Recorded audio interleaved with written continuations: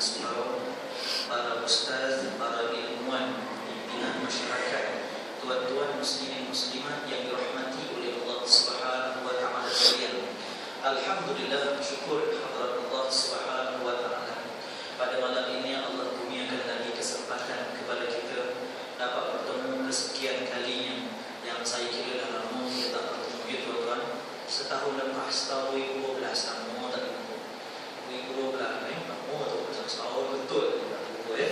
Alhamdulillah pada malam ini kita bertemu dalam kuliah kita yang kita mukadimahkan tahun baru kita ini bersempena dengan Nabi Muhammad sallallahu alaihi wasallam dan juga kelahiran baginda sallallahu alaihi wasallam beberapa hari lagi. Betul tuan-tuan, hari ini berapa Safar? Berapa Safar bagi tuan-tuan? Saya tahu tuan-tuan tahu saja, tuan-tuan tak nak jawab. Baik, beberapa hari lagi insya-Allah akan masuk ke bulan Rabiul Awal. Kita mengucapkan syukur yang terlalu tinggi kepada Allah Subhanahu wa taala di atas satu-satunya nikmat yang paling besar, iaitu ialah nikmat Islam. Suatu agama yang kita selalu minta pada Allah kalau boleh dalam sujud kita, dalam rukuk kita, jangan lupa minta, wahai Allah, janganlah engkau matikan aku di luar daripada Islam. Kena minta, wahai Allah, jangan engkau matikan aku, keturunan-keturunanku di luar daripada agama Islam. Kita kena selalu berdoa dalam sujud, manfaatkan. Kadang-kadang mungkin kita sujud rasa macam biasa je. Kalau kita sebut, kalau rokok tu kita panggil Subhanallahil azim, habis gitu je. Kalau boleh doakan sekali supaya, wahai Allah, kesianlah pada wahai Allah, jangan aku matikan aku dalam agama selain daripada Islam. Ya Allah, matikan aku dalam Islam, wahai Allah. Sekaligus kita doakan, pakejkan sekali dalam kita bersujud kita, dalam solat kita, dalam rokok kita. Manfaatnya adalah tunjukkan rasa syukur sangat dapat Islam dan takut sangat terkeluar daripada Islam. Bukan untuk kita saja, tapi untuk keturunan kita. Kenapa tuan-tuan sekalian? Kerana amalan bagi Nabi-Nabi dahulu, mereka jika berdoa, mereka tak lupa keturunan mereka. Amalan Nabi dahulu jika berdoa, mereka takkan lupa keturunan mereka. Wa idh qala Ibrahim banihi wa Ya'qub inna Allah astafa lakumuddin fala tamutunna illa wa antum muslimun. Biasa jadi amalan para nabi dahulu yang disebut dalam Quran, di antaranya Nabi Ibrahim alaihissalam dan juga Nabi Ya'qub. Mereka membiasakan pesan kepada keturunan masing-masing, jangan mati selain daripada Islam.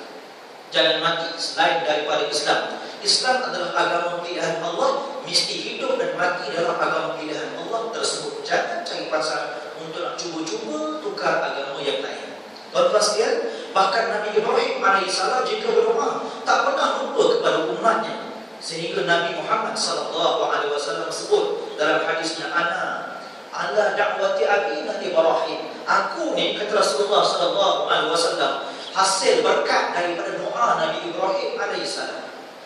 Artinya Nabi Ibrahim itu selalu doa untuk keturunan keberkatan sampai kepada Nabi sallallahu alaihi wasallam. Jangan terkejut tuan-tuan sekalian. Dalam tahiyat awal dan akhir kita, salah satunya Nabi yang ada bersama disebutkan diganding dengan nama Muhammad sallallahu alaihi wasallam. Nabi apa? Nabi Ibrahim. Dalam tahiyat akhir ada nama Muhammad, ada nama Nabi Ibrahim. Tuan-tuan sekalian. Artinya keturunan yang akan datang, iaitu Muhammad sallallahu alaihi wasallam, dia tak lupa keturunan yang baru yang pernah doakan untuk kebaikan dan juga keberkatannya. Begitulah kita doakan kepada keturunan kita dengan susah hati manusia. Akan ada di dalam keturunan kita akan doakan balik untuk kesejahteraan kita yang pernah doakan kepada mereka suatu ketika dahulu, walaupun tak pernah berjumpa. Muslimin yang dirahmati oleh Allah Subhanahu wa taala sekalian, nikmat Islam kena sebut selalu supaya kita sentiasa jaga, tidak tergelincir daripada selain daripada nikmat tersebut. Kena sebut syukur pada Allah. Nikmat Islam kan apa? Zikrun ni'mati ni'matun. Selalu sebut nikmat itu adalah sebuah nikmat daripada Allah. Tuan-tuan sekalian, ramai orang dapat nikmat tapi tak terkeluar daripada mulutnya syukur pada Allah, nikmat daripada Allah. Maka kata ulama, sebut syukur di atas nikmat Allah itu pun suatu nikmat daripada Allah. Sebab itu bukan semua orang boleh sebut syukur kepada Allah di atas nikmat Allah. Artinya jika boleh luahkan syukur pada Allah, itu juga salah satu nikmat daripada Allah, iaitu mampu sebut syukur kepada Allah. Betul sekalian, syukur pada Allah banyak-banyak atas nikmat yang segala-galanya telah dikurniakan oleh Allah. Yang kedua, syukur kerana diberikan anugerah sebagai hamba Allah. Allahu Akbar. Cuma kalau kita minta pada Allah, minta supaya jadi hamba Allah yang taat. Sebab memang ada di kalangan manusia hamba Allah yang tidak taat, hamba Allah yang soleh, tapi ada juga hamba Allah yang toleh. Soleh ni baik, toleh ni jahat. Sikit perbezaan dia. Baik, minta jadi hamba Allah yang taat kepada Allah, tak nak jadi hamba kepada dunia, tak nak jadi hamba kepada pangkat, tak nak jadi hamba kepada harta. Tak layak sungguh kita jadi hamba disandarkan kepada makhluk lain. Kita nak betul-betul genuine. Apa dia? Makhluk yang bernama hamba Allah, hamba Allah, hamba Allah, tidak ada lain. Tuan-tuan sekalian, kata Imam Al-Ghazali, ramai orang dah jadi hamba Allah pada zahir, tapi kadang-kadang tak lepas jadi hamba Allah pada batin.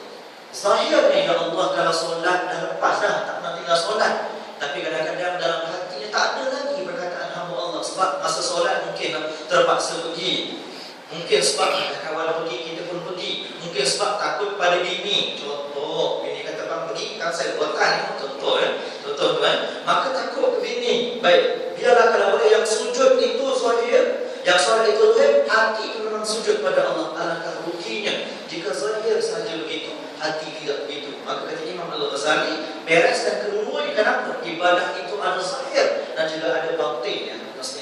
Muslimin yang dirahmati oleh Allah Subhanahu wa taala sekalian. Kita tengok yang sebelum syukur pada Allah Subhanahu wa taala kerana pada malam ini, dan kita mohon sampailah bila-bila kita masih disebut sebagai umat Nabi Muhammad sallallahu alaihi wasallam yang sangat berdoa. Tuan-tuan yang dirahmati oleh Allah Subhanahu wa taala sekalian, kita melihatkan beberapa hadis Nabi sallallahu alaihi wasallam berkaitan dengan untungnya kita menjadi umat Nabi Muhammad sallallahu alaihi wasallam. Hadis sahih riwayat Bukhari dan juga Muslim. Berkata Nabi Muhammad sallallahu alaihi wasallam, pada mula-mula manusia nak dihidupkan di padang mahsyar nanti, di padang mahsyar. Apakah maksud padang mahsyar? Padang mahsyar ialah padang yang sangat datar, lapang dan luas, berpasir putih, tapi bukan di Kelantan.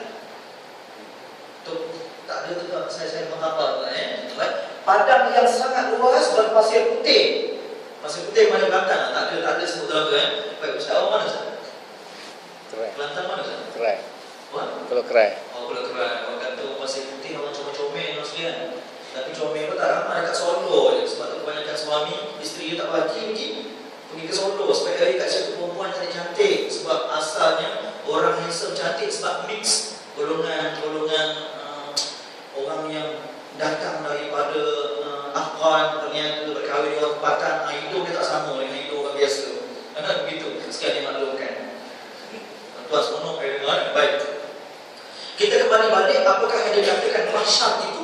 Mahsyar ialah padang yang sangat luas, yang datar, berpasir putih. Apa maksud datar? Datar artinya tidak berlubang-lubang, tidak berbukit bukau, maha luas, sangat luas. Maka di atas padang mahsyar itu dihimpunkan segala makhluk Allah, sejak daripada Adam AS sampai umat terakhir Nabi Muhammad SAW. Jelas?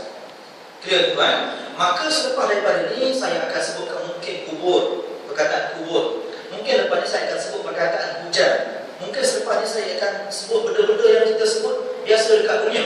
Okey, hakikat disebut padang, berpasir putih ke, luas ke, kemudian hujan ke, tanah ke, kubur ke, kata Imam Al-Ghazali, hakikatnya hanya pada nama sahaja.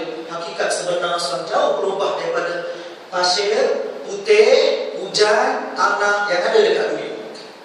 Jelas tuan? Hanya pada nama, sebab dunia sudah tak ada. Yang ada adalah hal-hal yang sangat jauh berbeza. Baik, teringkaskan cerita, kata Nabi SAW, pada permulaan manusia nak dibangkitkan, maka turunlah hujan yang sangat lebat. Beberapa hari, kata Nabi SAW, turunlah hujan yang sangat lebat. Bila turun hujan yang sangat lebat, maka dalam beberapa hari tersebut, maka tumbuhlah benih-benih daripada kuburan masing-masing. Makhluk-makhluk tumbuh. Di antara yang kita fokuskan manusia lah, kita nak sebut sebab kita ni manusia sekalian. Baik, maka tumbuhlah manusia, bangunlah manusia bagaikan sayur-sayuran, kata Nabi SAW. Waktu itulah roh berlega-lega. Kata Nabi, Waktu itu roh berlega-lega untuk mencari tubuh jasad asal masing-masing. Tuan-tuan, roh saya dan pusing tak sempat berkenalan